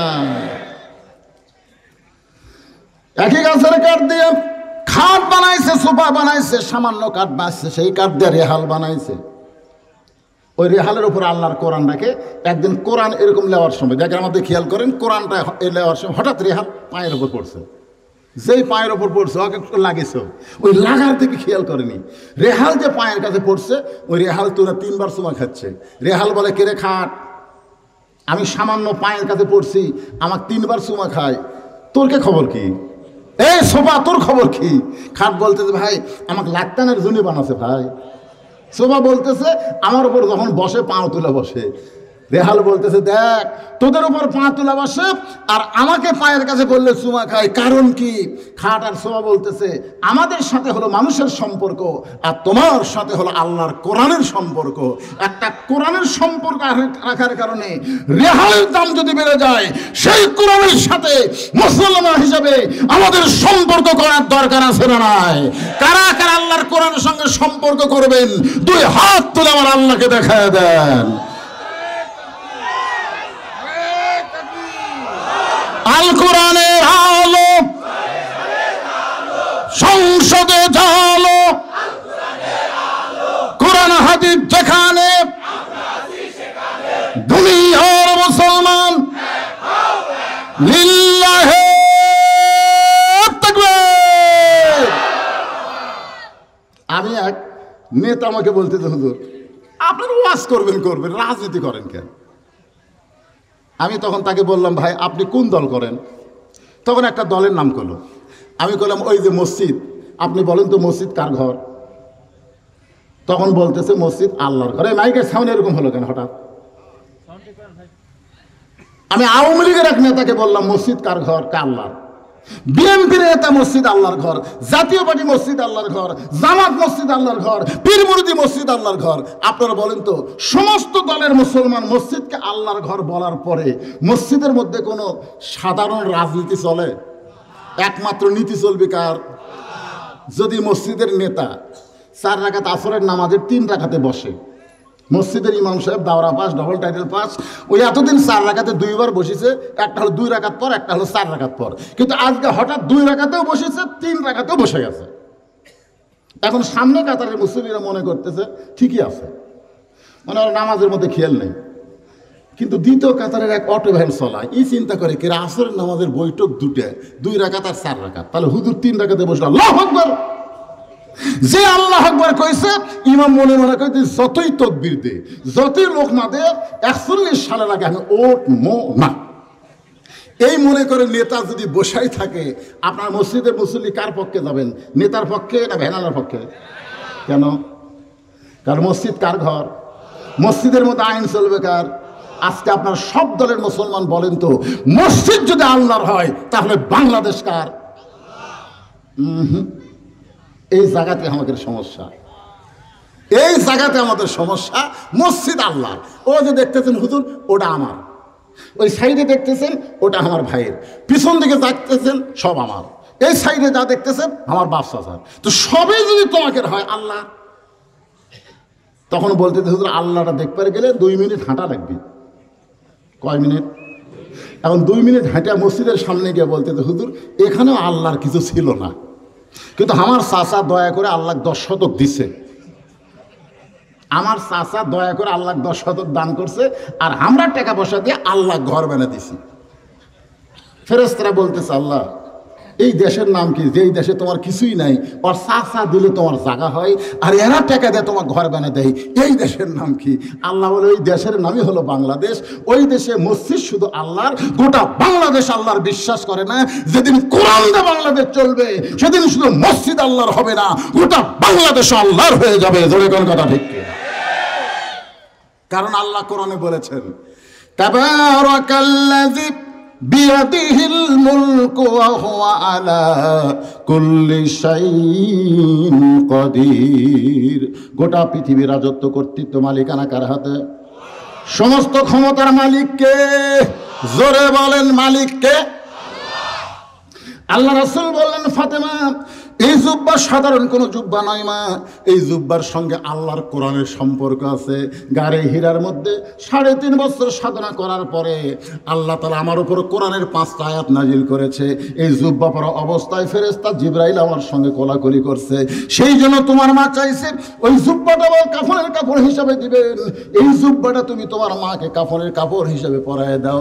এবার ফাতেমা জুব্বা নিয়ে মায়ের ঘরের দিকে যাচ্ছে, ফাতেমা যাচ্ছে সামনে সামনে, আর আল্লাহর নবী যাচ্ছেন পিছনে পিছনে। এই পিছনে এই কয়টার কি হলো রে? কি হলো রে? আশ্চর্য কথা। আমি যে কথাগুলো বলতেছি ওটা ওর কিছু দরকার নাই। জোরে কর, ওদের জন্য দরকার আছে না নাই? কথা বলেন না। জাহান্নামের আগুন থেকে বাঁচতে গেলে একলা বাঁচলে হবে না, তবে আহাল পরিবার নিয়ে বাঁচা লাগবে। যেই ছেলেরা আপনার কাছে বসে আলোচনা শুনতেছে, এখন গুরুত্বপূর্ণ কথা আসতেছে, যে কথা শোনাই লাগবে, না শুনলে শয়তান আপনাকে ধোঁকা দেবে। আর এই সময় উঠতেছে, তার মানে তোমার কি মনে করছো সারা রাত ওয়াজ হবে? ঘড়ি আমার হাতত নাই। অত্যন্ত গুরুত্বপূর্ণ বিষয়। ফাতেমা চলতেছে সামনে সামনে, জুব্বা নিয়ে, ধরে কোন কি নিয়ে, আর আল্লাহর নবী চলতেছে পিছনে পিছনে। আল্লাহ কোরআনে বলেছে, আমার নবী যখন রাস্তা চলবে, নবীর সামনে কেউ যাবার পারবে না। নবী যখন রাস্তা চলবে, নবীর সামনে কেউ যাবার, নবী যখন কথা বলবে, নবীর মুখের উপরে কেউ কথা বলতে পারবে না। কিন্তু আল্লাহ নবী নিজেই ফাতেমাকে সামনে দিয়া নবী পিছনে পিছনে চলার কারণে হলো, ফাতেমা নবীর মেয়ে হওয়ার পারে, কিন্তু আল্লাহর নবী ফাতেমাকে মায়ের মতো সম্মান করে। রাসূল বলেছেন, সন্তানের জান্নাত কার পায়ের তলে? কথা কয় না রে ভাই, কথা কয় না। আপনি যত বড়ই পীর সাহেব হন, আপনি যত বড়ই হুজুর হন, আপনার জান্নাত আপনার মায়ের পায়ের তলে। জোরে কোন কথা ঠিক কিনা? তিনটা বিবি নবীর কাছে বসে আছে, তিনটা বউ। একটা হলো উম্মে সালমা, আর একটা হাদিসের হাফেজা আমাদের উম্মাহাতুল মুমিনিন মা আয়েশা, 6 লক্ষ হাদিসের হাফেজ। জোরে কোন সুবহানাল্লাহ। আর একটা হলো সাউদা। তিনটা বিবি নবীর কাছে বসে আছে, নবী তাদের সঙ্গে গল্প করতেছে। এমন সময় ফাতেমা আল্লাহর নবীর ঘরের মধ্যে ঢুকছে। বইয়েরা যখন নবীর সঙ্গে গল্প করতেছে, এমন সময় নবীর মেয়ে ফাতেমা ঘরের মধ্যে ঢুকছে। সঙ্গে সঙ্গে নবী দাঁড়িয়ে সালাম দিয়ে বলে, মা আপনি কেন কষ্ট করে আমার কাছে আসলেন? আমার ডাকলেই তো আমি আপনার কাছে যাইতাম। তিন বউ জিব্বাত কামড় খাসা। নবীর মেয়ে ঘরের মধ্যে ঢুকলো, বসা নবী দাঁড়িয়ে গিয়ে সালাম দিয়ে বলতেছে, মা আপনি কেন কষ্ট করে আসলেন? আমারে ডাকলি তো আমি আপনার কাছে যাইতাম। হাদিসের হাফেজ আয়েশা বললেন, ইয়া রাসূলুল্লাহ, মেয়ে বাপের কাছে আসলো, বাবা দাঁড়িয়ে মেয়েকে সালাম দিল, মা বলে সম্মান করতেছেন, কারণ কি? রাসূল বলে, আয়েশা দুনিয়ার সবাই জানে ফাতেমা আমার মেয়ে, আমি নিজের চোখে দেখছি ফাতেমা হলো আমার মা। যেরকম সুবহানাল্লাহ। সবাই জানে, পৃথিবীর সবাই জানে ফাতেমা হলো নবীর মেয়ে, কিন্তু আমি নিজের চোখে দেখছি ফাতেমা হলো আমার মা। এই দেখার পর থেকে নবী ফাতেমা কেমন সম্মান করতেন। এখন ফাতেমা সামনে সামনে, নবী আমার পিছনে পিছনে রওনা দিয়েছেন। ফাতেমা যখন খাদিজার ঘরের মধ্যে ঢুকলেন, এমন সময় নবী আস্তে করে দরজা বন্ধ করে দিলেন। কিছুক্ষণ পরে ফাতেমা ওই ঘরের দরজা খুলতেছে, নবী তাকায় দেখে ফাতেমা মুস্কি মুস্কি হাসতেছে। আল্লাহ রাসূল চুম করছে, চুম করে বলতেছে, ফাতেমা কানতে কানতে তুমি জুব্বা নিয়ে তোমার মায়ের ঘরে ঢুকলে, আর হাসতে হাসতে তুমি দরজা খুললে। ফাতেমা বলতেছে, বাবা কানতে কানতে কেন ঢুকলাম এটাও আপনি জানেন, হাসতে হাসতে কেন দরজা খুললাম এটাও আপনি জানেন। রাসূল বলতেছে, ফাতেমা কানতে কানতে ঢুকলে এটা আমি জানি, কারণ একটা মেয়ে তার মাকে কাফনের কাপড় পরাবে, অবশ্যই কানবে, কিন্তু হাসতে হাসতে দরজা খুললে এটা আমি নবী জানি না। সুবহানাল্লাহ কন না কেন? তাহলে আল্লাহ নবী গায়েব জানে? এক বাক্যে বলেন, নবী গায়েব জানে? জোরে বলেন, জানে? আজকে আমাদের বাংলাদেশে অনেক ভণ্ডরা কয় আমার পীর সাহেবই গায়েব জানে। আপনার সূরা হাসরের শেষ 3 আয়াত পড়েন না? পড়েন। তাহলে প্রথম যে আয়াত পড়ে সেটা পড়েন আমার সঙ্গে। ওয়াল্লাহুল্লাযী লা ইলাহা ইল্লাহু আলিমুল গায়বি ওয়াশ শাহাদাতি হুয়ার রহমানুর রহিম। ফাতেমা বলতেছেন, বাবা এতদিন ধরে আমি জানতাম আপনি সব জানেন, কিন্তু আজকে দেখতেছি আপনি জানেন না। ফাতেমা বলে, ইয়া রাসূলুল্লাহ, আমার বাবা শোনেন, আমি কানতে কানতে ঢুকলাম আমার মাকে কাফনের কাপড় জুব্বা পরানোর জন্যে, কিন্তু হাসতে হাসতে দরজা খুললাম, এটা আপনি শুনবার চান, আপনি জানেন না, তাহলে আপনি আল্লাহর হস্তে একটু বসেন। ফাতেমা নবীকে বলতেছে, আপনি আল্লাহর হস্তে একটু বসেন, কি জন্য হাসতে হাসতে দরজা খুললাম আমি আপনাকে বলবো। রাসূল বললেন, ফাতেমা আজকের এই মুহূর্তে তুমি হলো বক্তা, আর আমি নবী হলাম তোমার শ্রোতা। জোরে কোন সুবহানাল্লাহ। আল্লাহর নবী বসে গেছেন, ফাতেমা হাসতে হাসতে দরজা খুললো কেন? এটা শোনার জন্যে। নবী যদি বসে যায়, নবীর উম্মত হিসাবে আপনারা কারা কারা খাড়া হবেন? ও যে একটা হাঁটতেছে হুজুর, আচ্ছা ঠিক আছে যান, বুঝতে পারি না, আমি বুঝতে পারছি, ঠিক আছে হুজুর। কি কারণে ফাতেমা হাসতে হাসতে দরজা খুললো? নবী শুনবার চাই, নবীর উম্মত হিসেবে আমরাও শুনতে চাই, জোরে কোন ঠিক কেন হয়ে যান। কিন্তু এরা জীবনে কোনোদিন মাহফিল করে নাই, এবার প্রথম করতেছে। এই মাহফিলের কি ব্যাপারে তেমন অভিজ্ঞতা এদের নাই। আপনাদের এই মাহফিলের ব্যাপারে যিনি সর্বাত্মক বেশি চেষ্টা করেছে তিনি হচ্ছেন ইন্সপেক্টর সোহেল, জোরে কোন সোহেল রানা। আপনারা দেখছেন এবার আর সাইজ দেখছেন, চেহারা টেহারা দেখছেন নাকি? দেখেননি? কিছুক্ষণ তো এখানে কথাও বললো, আমি মনে করলাম কোন হুজুর উঠলো রে। তখন আমাকে বলতেছে ইন্সপেক্টর সোহেল রানা, সেই উঠছে, মুখের মধ্যে দাঁড়িয়ে নিয়ে মাথার টুপড়ি, আমি এদিকে পাগড়ি মাথার দিয়ে আছে। এইরকম ইন্সপেক্টর আমাদের বাংলাদেশে দরকার আছে না নাই? জোরে কোন আছে না নাই? সুবহানাল্লাহ। ফাতেমা বললেন, বাবা আপনার জুব্বাখানা যখন আমার মাকে পরাবার গেছি, ইয়ানজুরু বিনুরিল্লাহ, জোরে কোন সুবহানাল্লাহ, ইয়ানজুরু বিনুরিল্লাহ, আমি নূরের চোখ দিয়ে তাকায় দেখি আমার মায়ের শরীরে আল্লাহ জান্নাতের পোশাক পরা দিছে। কিসের পাগড়ি? এটা পাগড়ি দেওয়া লাগে আগে, যখন অতিথিরা ভাষণ দিল ওই সময় দেওয়া লাগতো। মোল্লা গোষ্ঠীর দুইটা ছেলে 30 পারা কোরআনের হাফেজ, জোরে বলেন মারহাবা। এই জন্য এই গোষ্ঠী থেকে তাদেরকে সম্মান সুযোগ পাগড়ি দেওয়া হবে। এই পাগড়িটা এখনো দেওয়া হয়নি। এই দুইটার নাম বলেন তো। এখন আল্লাহর বান্দারা কিছু আছে, দেখেন ভাই, এই গোষ্ঠীর মধ্যে দুইটা ছেলে 30 পারা কোরআনের হাফেজ। ধৈর্য নিয়ে বসেন, ওটা বসা করতেছেন কেন? সম্মানিত মুসল্লি কিরাম, এই পর্যায়ে মোল্লা গোষ্ঠীর মধ্য থেকে হেফজ কমপ্লিট করেছেন 3 জন। তাদের মধ্যে 2 জন আছেন যাদেরকে এখন পাগড়ি দেওয়া হবে।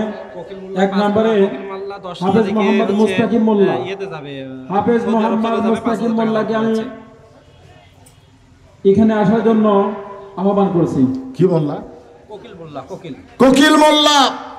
কোথায় যাবে? 10 তারিখে সৌদি আরবে যাবে। শুকরিয়া দান 10টা কোরআন শরীফ বাবদ 5000 টাকা দান করেছে। আল্লাহ তার দানকে কবুল করেন, তাকে আল্লাহ সহি সালামতে কবুল করেন, জোরে বলেন আমিন। আরে দেখেন পিতা মোহাম্মদ মাহবুব মোল্লা পুলিশ, এবং 2 নম্বরে হাফেজ মোহাম্মদ সিয়াম মোল্লা। সিয়াম মোল্লা তাড়াতাড়ি আসুন। পিতা মোহাম্মদ উকিল মোল্লা, এবং 3 নম্বরে হাফেজ মোহাম্মদ রাসেল মোল্লা। তিনি বাংলাদেশে নেই, ইতালি প্রবাসী। এজন্য তার সম্মানিত পিতাকে হুজুর টুপি পরিয়ে দিবেন। ভাই মোহাম্মদ আব্দুল শুকুর মোল্লাকে এখানে আসার জন্য অনুরোধ করছি। অভিভাবক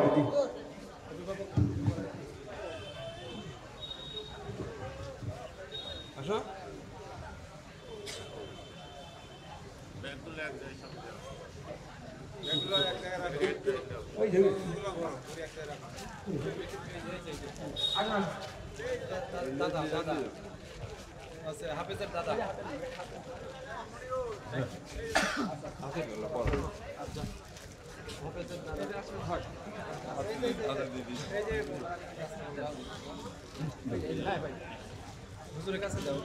ধন্যবাদ। আল্লাহ রাব্বুল আলামিন হাফেজ সাহেবদেরকে কবুল করুন। রব্বুল আলামিন কোরআন হেফজ রাখার এবং তদ অনুযায়ী আমল করবার এবং মানুষকে আমলের দিকে আহ্বান করার তৌফিক দিন। আমরা বলি আল্লাহুম্মা আমিন।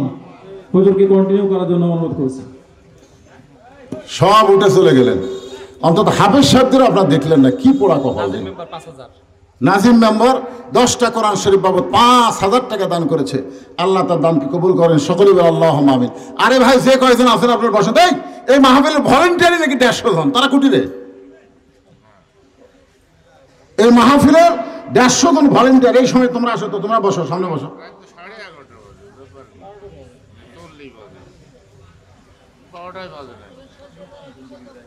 ওই যে 2টা টাকা চাওয়া আছে, বুঝলেন না? টাকা চাইলে মনে করে কি হলো, আপনি টাকা দিলেন, আখিরাতের প্রতি আল্লাহ আপনার ঈমান বেড়ে দিল। আপনি বুঝলেন? সবার ভাগ্যে দান করা হয় না। এই জন্য রাসূল বলেছেন আর সখিও হাবিবুল্লাহ ওয়ালাউ কানা ফাসিকান, দানকারী হলো আল্লাহর দোস্ত, ধরে কান সুবহানাল্লাহ। যদিও সে ফাসিক হয় তারপরও দানকারীকে আল্লাহ তার দোস্ত বানাইছে। আর সেই দান দেখে আপনি তো দিলেনই না, বরং আপনি মাহফিলে সর্বনাশ করে চলে গেলেন। মা খাদিজা নবীর কাছে 3টা জিনিস চাইছে, একটার উপর কথা হচ্ছে এখনো 2টা পর্যন্ত বাকি আছে। ধরে কোন কথা ঠিক কিনা খুব খেয়াল করেন। সঙ্গে সঙ্গে আল্লাহ নবী বসে বললেন, মাটির উপরে হাত দিয়ে নবী ছোট বাচ্চার মতন কান্না শুরু করে দিলেন। ফাতেমা বলে, বাবা আমার মাকে আল্লাহ জান্নাতের পোশাক পরায় দিয়েছে, এইটা দেখে আমি হাসতেছি, আপনি এমন করে কেন কাঁদতেছেন? রাসূল বলে, ফাতেমা এই কান্না কোনো দুঃখের কান্না নয়, এই কান্না হলো আমার জীবনের আনন্দের কান্না। তুমি জানো না ফাতেমা, আমি যখন আল্লাহ আমারে নবী বানাইছে সর্বপ্রথম আমার মনে নানা রকম সংশয় ছিল, আমি আল্লাহর নবী, এটা আমাকে কে বিশ্বাস করবে, কে আমাকে আল্লাহর নবী বলে বিশ্বাস করবে? ও ফাতেমা শুনে নাও, সর্বপ্রথম করে দিচ্ছি, সর্বপ্রথম যিনি আমাকে নবী বলে স্বীকার করলেন তিনি হলেন তোমার মা, আমার বিবি। সুবহানাল্লাহ না কেন? নিজের বউ হয়ে নবী বলে স্বীকার করা কি মনে করতেছেন? আজকে 3টা জিনিস আপনারা খেয়াল করবেন। বড় ডাক্তারের বইয়ের কোনোদিন সিজার লাগে না। বড় ডাক্তারের বইয়ের কি লাগে না? সিজার লাগে না। মৌলানাদের বাড়িতে কোনোদিন মিলাদ লাগে না। ধরে কান কি লাগে না? মৌলানাদের বাড়িতে কোনোদিন মিলাদ লাগে না। আর পীরের বউ কোনোদিন মুরিদ হয় না, কারণ প্রত্যেকটা পীরের বউ জানে আমার পীর মাঝে মধ্যে মুরিদের বইয়ের দিকে চোখ মারে, এই লুচ্চার হাতে মুরিদ হব না। আর সর্বপ্রথম যিনি নবীকে নবী বলে স্বীকার করেছেন তিনি হলেন নবীর বিবি। তার মানে বোঝা গেল আমার নবী বাহিরেও যা ভিতরেও তাই, এই জন্য দুনিয়ার কাউকে মানা চলবে না, একজনকেই মানতে হবে। লাকাদ কানা লাকুম ফি রাসূলিল্লাহি উসওয়াতুন হাসানাহ। জোরে বলেন সুবহানাল্লাহ। যদি তোমরা সফলতা পাওয়ার চাও, বিশ্ব নবীকে তোমাদের মডেল হিসেবে, আদর্শ হিসেবে গ্রহণ করে নাও। এ কথা কার? হ্যাঁ, আল্লাহ রাসূল নিজের হাতে খাদিজাকে কবরের মধ্যে নামাই দিলেন, নিজের হাতে। এত কান্দা নবী কাঁদতেছেন। আবু বকর বলে, ইয়া রাসূলুল্লাহ আপনি যদি এইভাবে কান্দেন তাহলে আমরা কেমনে সহ্য করব? রাসূল বলে, আবু বকর যতদিন গভীর রাত্রে কলেমার দাওয়াত নিয়ে মানুষের বাড়িতে গেছি, কোনোদিন রাত 2টা 3টা বাজছে, আল্লাহ শপথ করে বলতেছি আমার খাদিজাকে কোনোদিন দরজার ডাক দেওয়া লাগে নাই, আমি আসা মাত্রই দরজা খুলে যাই। রাসূল বলে, খাদিজা কেমনে দরজা খোলেন? বলে, হুজুর আপনি যখন যান তখন আমি দরজার ফাঁকের মধ্যে নাক লাগায় দাঁড়িয়ে থাকি, আপনি যখন আসেন আপনার দেহের সুগন্ধ মেশকাম্বরে আমি দরজা খুলে দিই। আল্লাহ রাসূল বলে, খাদিজা তাহলে কি আপনি ঘুমাবেন না? খাদিজা বলে, ওই দিন আমি একলা একলা ঘুমাবো যেদিন আমার মৃত্যু হবে। আজকে আমি নবী কান্দার কারণ হলো আমার খাদিজা এমন জায়গায় ঘুমায় গেল, আমি নবী চাইলেও এই জায়গায় খাদিজার সঙ্গে থাকতে পারবো না। ধরে কোন ঠিক কিনা? আল্লাহ রাসূল কবর দেওয়ার পরে সবাই যখন চলে যায়, কিন্তু নবী খাদিজার কবর ছাড়েন না। ঘন্টার পর ঘন্টা হয়ে যায়, মুনকির নাকিরকে আল্লাহ কবরের মধ্যে পাঠায় না। এক সময় নবী জবান করে বলে, আল্লাহ আমার খাদিজার কবরে কি আপনি মুনকির নাকির পাঠাবেন না? মুনকির নাকির যে 3টা প্রশ্ন করবে আমার খাদিজা উত্তর দিবার পারবে না, আমি নবী খাদিজার পক্ষে উত্তর দিবার চাই। আল্লাহ বলে, হাবিব আপনি শুধু খাদিজাকে ভালোবাসেন এই জন্যই কবরের পাশে দাঁড়িয়ে আছেন, কিন্তু আজকে শুনে নেন আপনি যেমন খাদিজাকে ভালোবাসেন আমি আল্লাহ তেমন ভালোবাসি। রাসূল বলে, আল্লাহ আপনি আমার খাদিজাকে কেন ভালোবাসেন? আল্লাহ বলতে, রাসূল আপনি ঘুমায় গেছেন আর আপনার খাদিজা কবরকে স্মরণ করে চোখের পানিতে বিছনা ভিজাই দিয়েছে। যারা দুনিয়ার জীবনে কবরকে স্মরণ করে আখিরাতের পাথেও জোগাড় করবে, তাদের কবরে মুনকির নাকির উত্তর তাদের দেওয়া লাগবে না, আমি আল্লাহই তাদের পক্ষে উত্তর দিয়ে দিব। ধরে কোন সুবহানাল্লাহ। আমাদের সকলের সামনে কবর আছে না নাই? উত্তর দিবার পারবেন বলে মনে হয়? ঠেলা আছে রে ভাই। প্রত্যেকটা প্রশ্নের সাথে মারাত্মক কিছু আছে। মান রব্বুকা যখন প্রশ্ন করবে আপনি উত্তর দিবার আগেই আপনার নামাজ আপনার পক্ষে দাঁড়িয়ে যাবে। নামাজ দাঁড়িয়ে বলবে, রে মুনকির নাকির কাকে মান রব্বুকা প্রশ্ন করতেছো? যেই লোকটা 5 ওয়াক্ত নামাজ পড়ছে, নামাজে প্রথমেই যখন নিয়ত করার পরে শুরু করছে তখন সে কি বলেছে? আলহামদুলিল্লাহি রব্বিল, জোরে কোন আলহামদুলিল্লাহি রব্বিল। 4 বোন 6000, মানে 12টা কোরআন শরীফ বাবদ 6,000 টাকা 4 বোনে দান করছে। আল্লাহ বোনদের দানকে কবুল করুক। জোরে কোন আমিন। এই মুনকির নাকির এই যে লোকটা রুকুর মধ্যে গিয়ে বলে সুবহান রব্বিয়াল আজিম, সুবহান রব্বিয়াল, সেজদার মধ্যে গিয়া বলে সুবহান রব্বিয়াল আলা। যেই লোকটা এত ওয়াক্ত নামাজ পড়েছে, প্রত্যেক নামাজের মধ্যে কতবার রব রব জিকির করছে, আবার কবরে আসার পরে আবার মান রব্বুকা। ফেরেশতারা কয় আল্লাহ তোমার বান্দাকে মান রব্বুকা প্রশ্ন করার পরে নামাজ যে খেপা খেপছে, আল্লাহ বলে যে নামাজ নিয়ে কবরে আইছে তার 1 নম্বরের উত্তর হয়ে গেছে। জোরে কোন সুবহানাল্লাহ। তাহলে উত্তর আপনি দেওয়া লাগবে না, আপনার পক্ষে আপনার নামাজে উত্তর দিবে। 2 নম্বর প্রশ্ন করবে আমার দিনুকা, তোমার দিন কি? আপনাকে উত্তর দেওয়া লাগবে না। যারা দিন কায়েমের আন্দোলন করতেছেন এই বাংলার জমিনে, যারা মানুষের তৈরি আইনকে বাদ দিয়ে আল্লাহর আইনকে বলবৎ রাখার চেষ্টা করতেছেন, তাদেরকে উত্তর দেওয়ার আগে এই দিন কায়েমের আন্দোলন তাদের পক্ষে উত্তর দিয়ে দিবে। জোরে কোন সুবহানাল্লাহ। আল্লাহ তোমার দিন দুনিয়াতে কায়েম করার জন্য কতদিন জেল খাটছে, কতদিন বাড়িতে থাকবার পারেনি আপনি জানেন না। আল্লাহ এরকে কোনো দোষ না, এরা জঙ্গি না, রাজাকার না, কিছুই না, এরকে একটাই দোষ, এরা আল্লাহর কোরআন দুনিয়াতে গালিব করতে চায়। জোরে কোন কথা ঠিক কিনা ভাই? যখন প্রশ্ন করবে আমার নাবিউকা, তখন আপনি সুন্নত দাড়ি নিয়ে কবরে গেছেন, আপনার সব নিয়ে এবার পারবে। হাতের ঘড়ি থাকবে না, আংটি থাকবে না, রঙিন কাপড় থাকবে না, সাদা কাপড় পরায় দিবে। কিন্তু বাংলাদেশের কোনো মুসলমানের দাড়ি কেউ কামে দেয়? জোরে কোন কামে দেয়? দাড়ি নিয়ে কবরে গেছেন, প্রশ্ন করছে আমার নাবিউকা, তোমার নবীকে।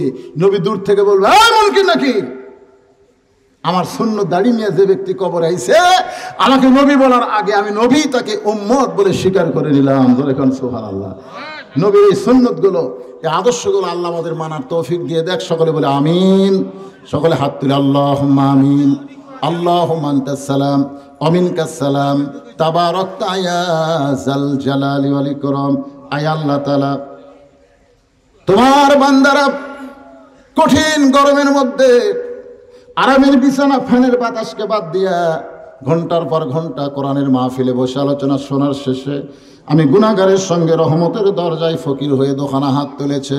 মেহেরবানি করে আজকের মাহফিল আমাদের সকলের হিদায়াতের জন্য, নাজাতের জন্য, জান্নাতের জন্য কবুল করে নাও। এই মাহফিলের শুরু থেকে শেষ পর্যন্ত যত আলোচনা হয়েছে, এর মধ্যে যদি ত্রুটি হয়ে ভুল হয় মাফ করে দাও। এর যা হাদিয়া মঞ্জুর করো।